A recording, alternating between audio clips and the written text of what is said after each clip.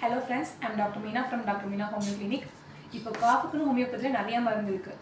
Belladonna, பிரையோனியா, Calcarea காப், மர்க்சால், கொராலம் ரூப்ரம், ரூமெக்ஸ், அப்புறம் coccus கேக்டை, ஹயோசைமஸ், அந்த மாதிரி நிறைய மருந்து சொல்லிகிட்டே போகலாம். ஒவ்வொரு மருந்தும் ஒவ்வொரு காஃப்க்கு ஆக்ட் ஆகணும் இல்லை.